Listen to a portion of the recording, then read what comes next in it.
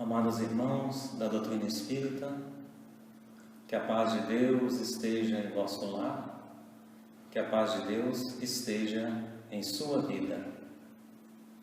Hoje falarei sobre o tema Lei de Adoração. Segundo a doutrina espírita, a lei divina ou lei natural abrange as leis físicas e leis morais. As leis físicas são as leis do mundo material e as leis morais são referentes às relações do homem com Deus e com seu próximo. As leis morais foram divididas em 10 partes. Essa divisão não tem nada de absoluta, é apenas uma forma de classificação abrangente. As 10 leis são a lei de adoração, que iremos tratar hoje, lei do trabalho, de reprodução, de conservação, de destruição, de sociedade, de progresso, de igualdade, de liberdade e lei de justiça, amor e caridade. A lei de adoração, ela é o capítulo 2 da parte 3 do Livro dos Espíritos. Alguns gostam de chamar o capítulo 2 do livro 3, do Livro dos Espíritos. E ela é a base para o Evangelho segundo o Espiritismo. Alguns conceitos para nós. A adoração é um sentimento natural e inato do homem. Deriva da autoconsciência dos limites e fraquezas do homem e consiste na elevação do pensamento a Deus para aproximar a alma dele, buscando sua proteção. Por fazer parte da lei natural, encontraremos este sentimento de adoração entre todos os povos, ainda que sob formas diferentes, pois todos compreendem que há, acima deles, um ser supremo. A adoração deve ser sincera e originar em seu coração, não importando a forma externa de sua manifestação, ou se é feita individual ou coletivamente. Nós espíritas não temos rituais, símbolos e imagens. Precisamos ressaltar que algumas religiões ainda possuem esses elementos e devemos respeitá-las, porque a adoração exterior não é condenável se feita com o coração. Veja o exemplo de Chico Xavier, que no programa Pinga Fogo, ele diz que quando ainda frequentava a Igreja Católica, através de sua mediunidade, ele viu por várias vezes a hóstia sagrada emitir raios luminosos pelo crente que a recebia, com o coração puro e fé inabalável. Essa é a diferença. Aquele que recebia a hóstia, recebia com o coração puro e a fé inabalável. Aquele que só tem a aparência da piedade é um hipócrita.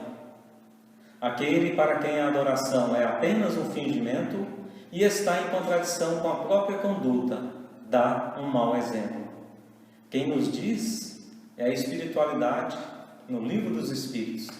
Então, se nós estamos fingindo esse processo de adoração, estamos fingindo que estamos adorando, e as nossas condutas, as nossas ações estão em contradição, então nós estamos dando um mau exemplo. E eles são fortes, eles são claros. É um hipócrita. E diz ainda mais, que quem faz da profissão da adoração ao Cristo e que é orgulhoso, invejoso e ciumento, que é duro e implacável com os outros ou ambicioso dos bens mundanos, eu vos declaro que só tem a religião nos lábios e não no coração. Então veja, ele trata como sendo uma profissão a adoração ao Cristo.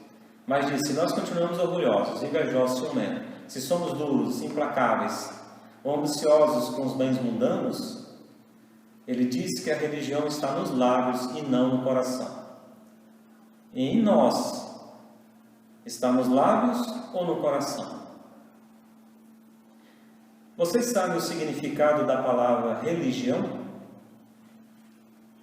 A etimologia da palavra vem do termo religare, religar.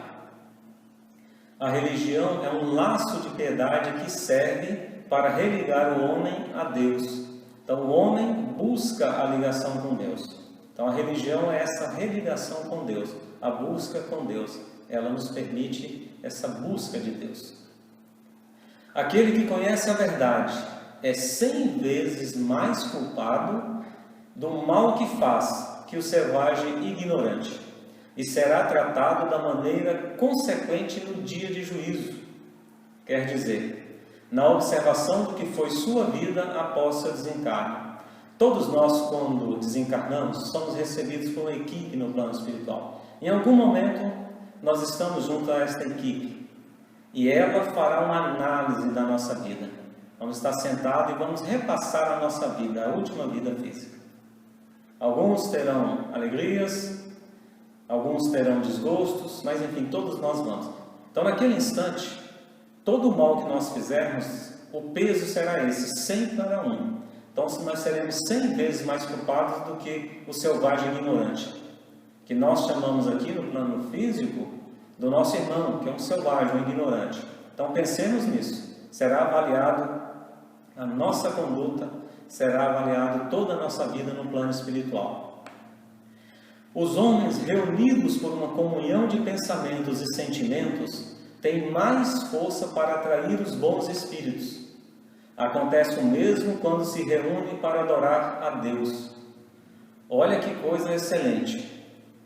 Então, se uma reunião de espíritos, de homens, uma comunhão de pensamentos e sentimentos tem mais força para atrair os bons espíritos, então vamos encher o secreto. Vamos deixar o secreto abarrotado, os corredores, salão, salas, até que para andar, dá licença, deixa eu passar, só um instante, por favor. Então vamos encher aquele salão. Mas eu lembro uma frase de uma senhora, a dona Nicolina. Ela me disse na década de 90. O ano precisamente não recordo agora, mas na década de 90, no início da década de 90. Ela disse que uma das coisas mais bonitas na vida para ela é uma família unida. E ela complementou: uma das coisas ruins, mais difíceis que ela via na vida era uma família reunida. Ela, mãe de vários filhos, então ela reunia todos os seus filhos. Então para ela era lindo, maravilhoso a família estar ali unida. Mas quando reunia, dificuldade. É o mesmo hoje. Essa família unida, imagine nós, a família do plano terrestre, todos nós aqui no plano físico, unidos em sentimentos, unidos em nossos afazeres, unidos em nossas preocupações, em nossas alegrias, em nossas felicidades. Que coisa linda!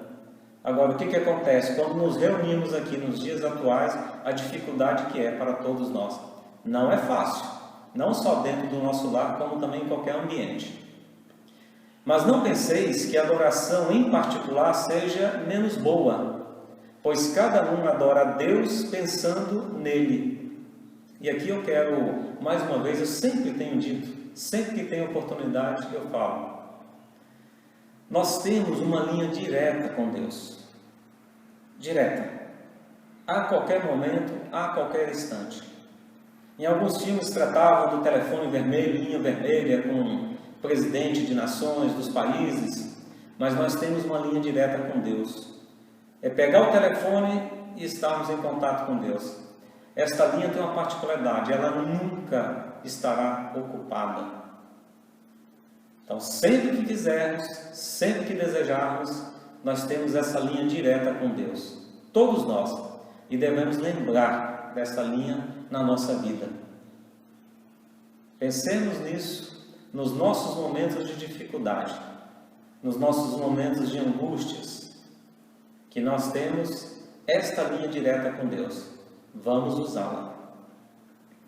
Sobre a vida contemplativa, os espíritos disseram a Kardec que se não fazem o mal, também não fazem o bem, e são inúteis. A vida contemplativa é aquele que dedica a sua vida a Deus. Então ele se isola da companhia dos demais, e a sua preocupação é apenas servir a Deus, viver pensando em Deus, enclausurado ou afastado. Mas olha só, Herculano Pires, no livro Agonia das Religiões, no capítulo 4, intitulado Experiência no Tempo, coloca que o meio natural de evolução para o homem e para todas as coisas e todos os seres é a relação. Se nos afastamos do relacionamento social e cultural para nos elevarmos, estamos nos colocando em posição errada e tomando um caminho ilusório. Deus quer que se pense nele, mas não que se pense apenas nele, pois deu ao homem deveres a serem cumpridos na terra. Deu deveres a todos nós, invariavelmente, a todos nós temos deveres a cumprir aqui na terra. Um ponto importante da lei de adoração é a prece. O que é prece e como utilizá-la? Respondem os espíritos que a prece é um ato de adoração e pela prece podemos fazer 3 coisas: louvar, pedir e agradecer. Louvar é meditar sobre a grandeza de Deus, é elogiar, sentir, refletir. Pedir é solicitar verdadeiramente meios para suprir nossas carências por ser conhecedor das próprias fraquezas. Agradecer é reconhecer as dádivas recebidas. O essencial não é orar muito, mas orar bem. Devemos orar com sentimento de sinceridade, sem fórmulas prontas, decoradas ou repetitivas. Aquele que pede a Deus o perdão de suas faltas não o obtém se não mudar de conduta. Olha, que legal! Veja que maravilhoso! Então, aquele que pede a Deus o perdão das suas faltas não o obtém se não mudar de conduta. Então, parte de nós a mudança da conduta para que Deus faça uma dádiva, uma bênção na nossa vida. E continuamos a dizer que as preces, as boas ações, são a melhor prece, porque os atos valem mais do que as palavras. Então, as nossas ações falam por nós. As nossas ações é uma prece e ela valerá muito mais do que as nossas palavras. Sabemos que a prece não irá mudar o curso das nossas provas, mas nos dará coragem para vencê-las. Coragem para vencê-las, cada uma delas.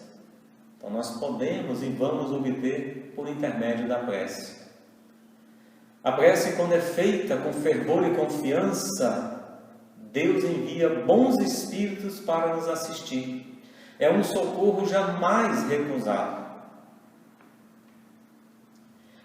Pergunto a vocês, se orarmos e pedirmos auxílio, por exemplo, a Dr. Bezerra, vamos receber?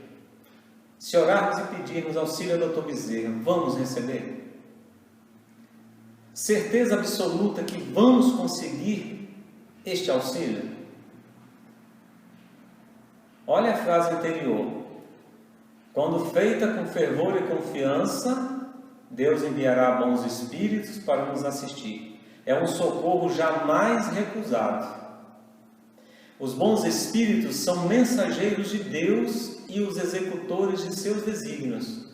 Mas o seu poder está na razão de sua superioridade espiritual. E sem a permissão do Pai, nada se pode fazer. Então vejamos nós. Os espíritos são mensageiros de Deus. Então Deus envia os espíritos para nos assistir. Os espíritos, os bons espíritos, são executores dos desígnios do Pai. Só que eles só fazem aquilo que está permitido pelo Pai e aquilo que está em razão da sua superioridade, do seu conhecimento. E se o Pai não autorizar, se o Pai não consentir, se o Pai não permitir, ele nada poderá fazer. Eu tive a oportunidade em um grupo físico-espiritual, acompanhando os trabalhos, acompanhando o atendimento dos pacientes, e um determinado paciente, um médico espiritual, ele chegou junto a este paciente, olhando, analisando. A equipe inicial de atendimento já tinha feito alguns procedimentos. Ele olhando, eu percebi fluir dele um sentimento de amor, uma coisa muito linda, o que eu senti naquele instante. Ele olhou aquele paciente e sabia o que se poderia fazer, ele sabia o que poderia ser feito para que aquele paciente pudesse obter a cura da sua enfermidade, a cura do seu mal físico. Então eu acompanhei o pensamento dele. Falou, se eu fizer. Era a vontade daquele médico espiritual. No mesmo instante, eu pude perceber a resposta que veio do seu superior ou dos excelsos superior. Você sabe da sua responsabilidade. Se você irá fazer ou não, a decisão é sua. Você sabe o que deve ser feito. Então ele segue desígnios que são superiores. Ele poderia permitir no atendimento àquele paciente, oferecer àquele paciente a cura para aquela enfermidade. Mas ele não poderia proporcionar, porque não era o momento daquele paciente obter essa cura. São etapas do atendimento de cada um de nós. Então, quando eu perguntei se nós pedimos auxílio do Dr. Bezerra, ele poderá nos assistir? Sim, ele poderá nos assistir sempre. Mas ele só poderá fazer o que o Pai permitir, o que estiver dentro dos nossos desígnios, da nossa programação, qualquer que seja o mal, físico ou no nosso perispírito, que esteja ali a marca, que esteja o registro. Então a espiritualidade, ela tem condições de fazer muito por todos nós, mas eles só fazem o que nós estamos preparados para receber, e eles só fazem o que é permitido na programação daquele momento. Se nós queremos uma mudança na nossa vida, no nosso tratamento, lembremos daquela frase, mudar de conduta, fazer a nossa parte, que Deus irá nos abençoar. Então, se fizermos por nós, se mudarmos, se as nossas ações forem benevolentes para com o próximo, se nas nossas ações tiver contido, estiver intrínseco o amor, o sentimento do amor, e se não for apenas um ato, for uma vida neste sentido, esse ato, dessa mudança, dessa regeneração de sentimentos, nós podemos receber essa dádiva sim. Nós iremos receber sim. Na revista O Reformador, datado de setembro de 1987, é o número 105, e precisamente nas páginas 28 e 29, diz que o pensamento é radiação eletromagnética poderosíssima, que ativa e conduz focos antimateriais magnetizados, portadores das mais diversas propriedades de indução mental e física, e quando carregados de estímulos salutares de ordem espiritual e natureza superior, são suscetíveis de causar e otimizar estados positivos. Fazendo um resumo desta mensagem da revista O Reformador. Então, pensamento é energia. No pensamento, a radiação eletromagnética conduz focos antimateriais magnetizados e carregados de estímulos salutares de ordem espiritual e natureza superior, é suscetível de causar e otimizar estados positivos. Então, podemos obter sim a cura a uma enfermidade. Mas virá a permissão de Deus, o nosso Pai. Ficou fácil concluir que nos basta o pensamento com a vontade bem direcionada para entrarmos em sintonia com a espiritualidade superior e com Deus. A prece é um recurso que devemos utilizar, pois abre um canal com o Criador, proporciona um estado de paz íntima que nos acalma e proporciona uma atitude de receptividade das energias superiores. Só aqui seria suficiente para que nós possamos realizar a prece diariamente. Proporciona um estado de paz íntima que nos acalma. Não é o que estamos precisando, que estamos pedindo um pouco de paz dentro de nós? Não no mundo. Esqueça o mundo. O mundo está no período de transformação, num período de transição. Mas a paz íntima nós estamos buscando e a prece nos permite alcançá-la. E ainda seremos receptivos de energias superiores. O corpo físico precisa de alimento. O espírito também precisa de alimento. O homem precisa do contato físico, do convívio social, de um abraço de conforto, do carinho dos amigos, para que exista a manutenção psíquica. E a prece tem um papel essencial de nutrição à nossa alma. A prece é um alimento à nossa alma. Podemos também abordar, no estudo que estamos realizando, que um outro ponto que está ligado à adoração é o politeísmo.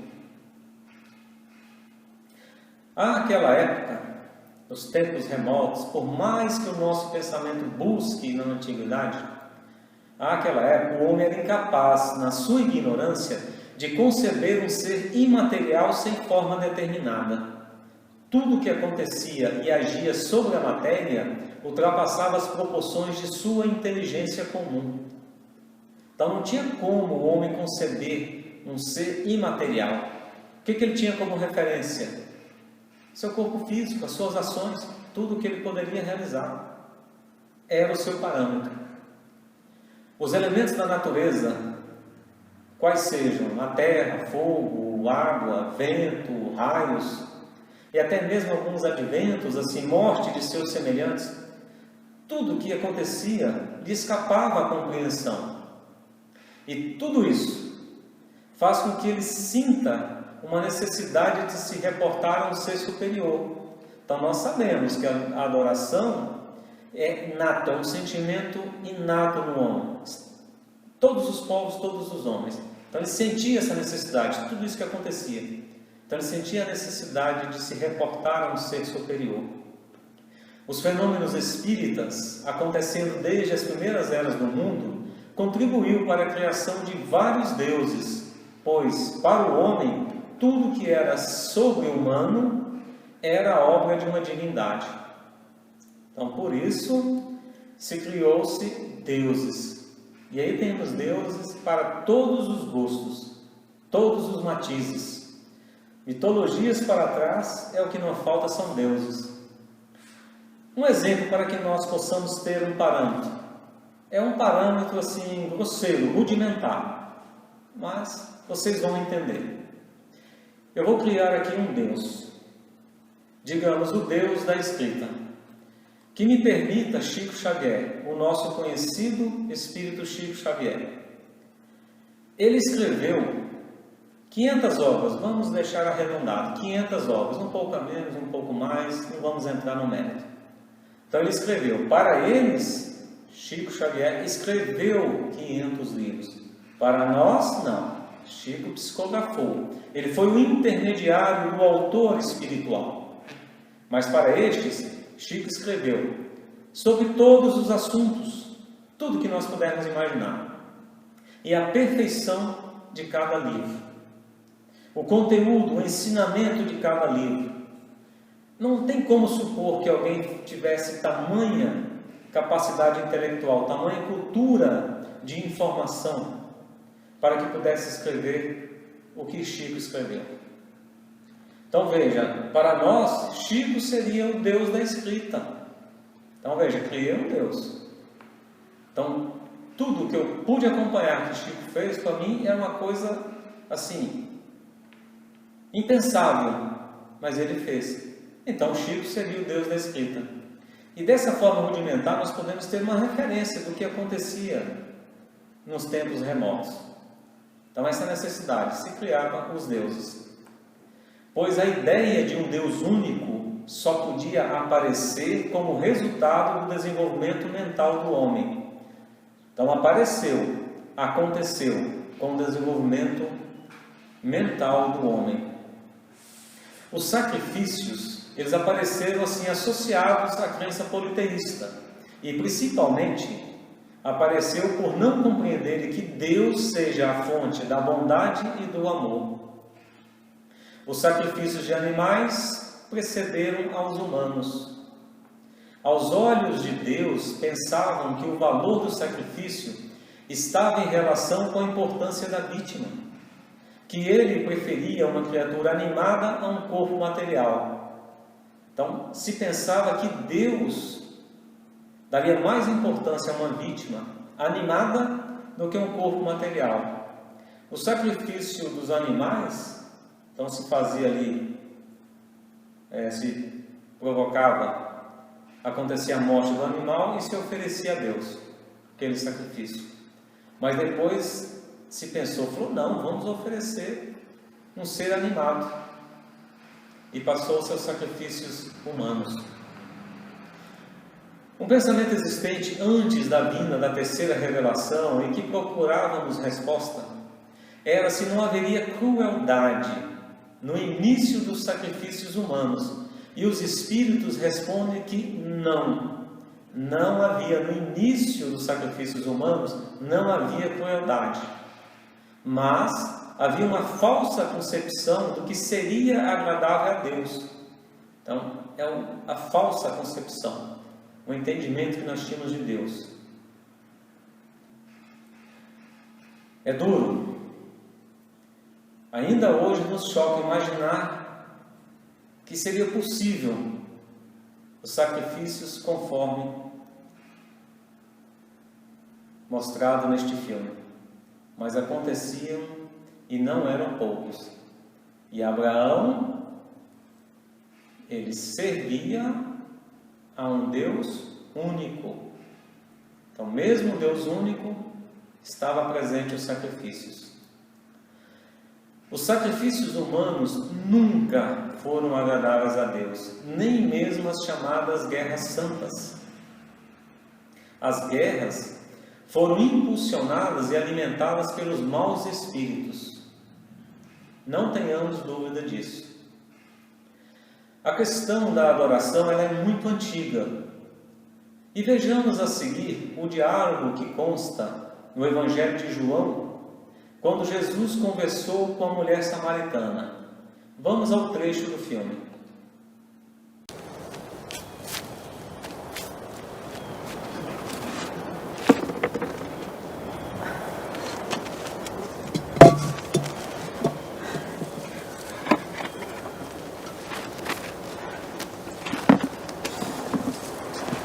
Dá-me de beber.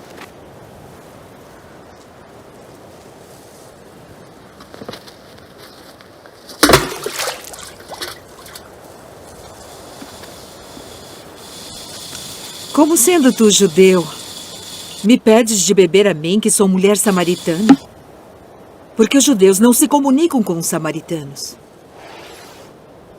Se tu conheceras o dom de Deus, e quem é o que te diz dá-me de beber, tu lhe pedirias e ele te daria água viva.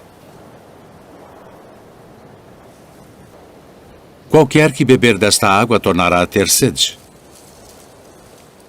Mas aquele que beber da água que eu lhe der, nunca terá sede. Porque a água que eu lhe der se fará nele uma fonte de água que salte para a vida eterna.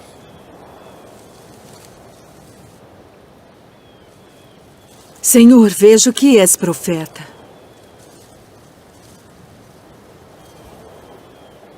Nossos pais adoraram neste monte. E vós dizeis que é em Jerusalém o lugar onde se deve adorar. Mulher, crê-me, que a hora vem em que nem neste monte, nem em Jerusalém adorareis o Pai. Vós adorais o que não sabeis. Mas a hora vem, e agora é, em que os verdadeiros adoradores adorarão o Pai em espírito e em verdade. Porque o Pai procura tais que assim o adorem. Deus é espírito, e importa que os que o adorem em espírito e em verdade. Que lindo! Que lindo esta passagem! Eu quero só lembrar que quem desejar pode procurar. Eu fiz uma compilação do vídeo, eu o reduzi para que pudéssemos apresentar aqui. Mas assistam, é belíssima esta passagem, este diálogo com a mulher samaritana. Está em João 4, 23. No entanto, está chegando a hora, e de fato já chegou, em que os verdadeiros adoradores adorarão o Pai em espírito e em verdade. São estes os adoradores que o Pai procura.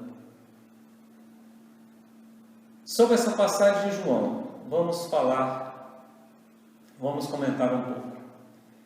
Ninguém tem a pretensão de afirmar qual era verdadeiramente o pensamento de Jesus nesta passagem, mas a compreensão pela maturidade do nosso senso moral nos direciona a reflexões.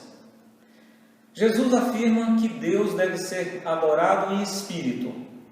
Se Deus é espírito, precisa ser adorado de acordo com a sua natureza.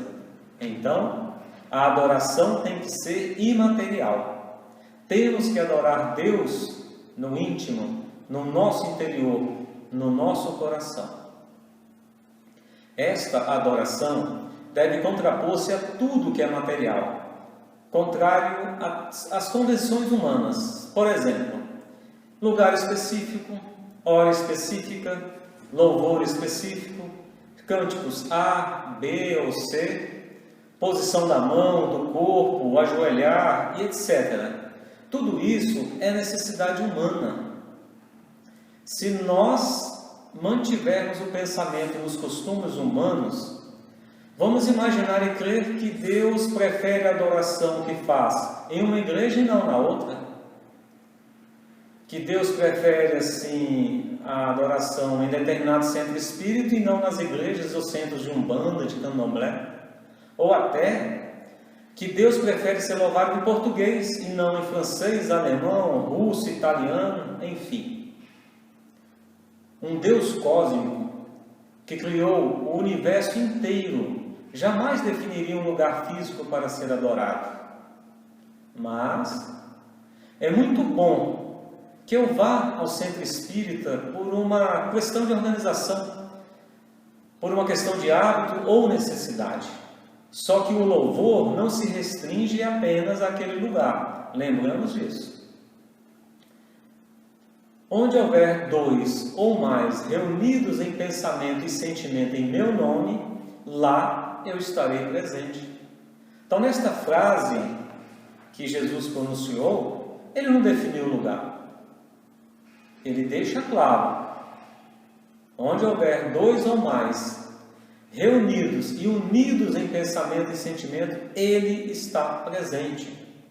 Não importa o local, ele estará presente.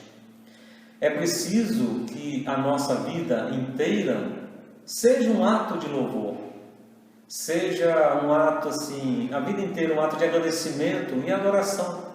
Desta maneira, eu vou entender qual é o meu papel no mundo e ser um agente de progresso, tornando-me mais fraterno, generoso, amável e caridoso. Quando Jesus fala que Deus deve ser adorado em verdade, o homem vem aprendendo com a colaboração da ciência, principalmente da ciência espírita, para que a sua fé nunca seja abalada.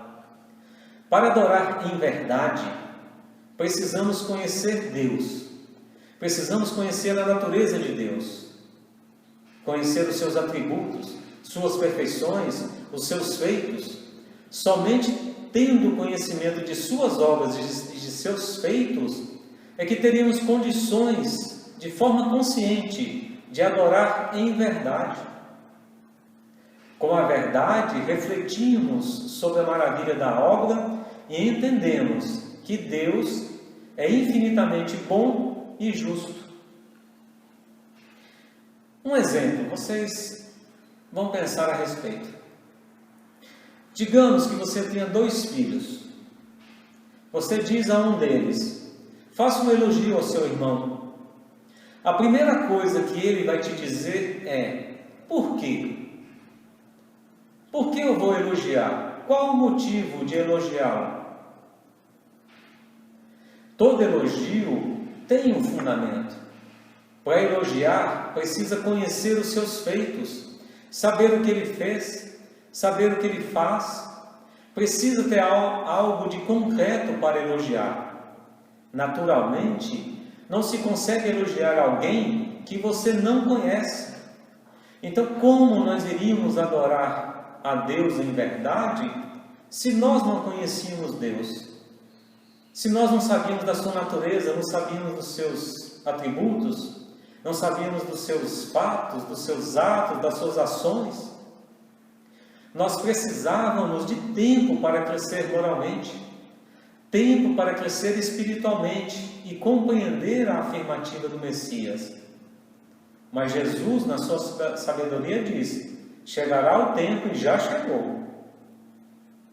Então hoje, sabemos por que adorar a Deus em espírito e em verdade. Deus cuida do universo inteiro, do micro ao macro, a todo momento, a todo instante. No entendimento do seu amor, temos que estar numa posição de humildade perante Ele, e não de arrogância, de prepotência, de achar que somos donos da verdade do mundo. Precisamos entender que adorar a Deus não é rezar o tempo todo, nem se consagrar ao celibato, fazer jejuns, não comer este ou aquele alimento, doar cestas básicas ou a sopa ao necessitado. Todas elas ajudam e são importantes, mas não realizam o ato de adoração.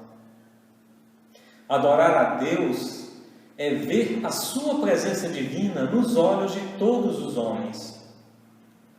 Deus não se importa se o homem é tolo.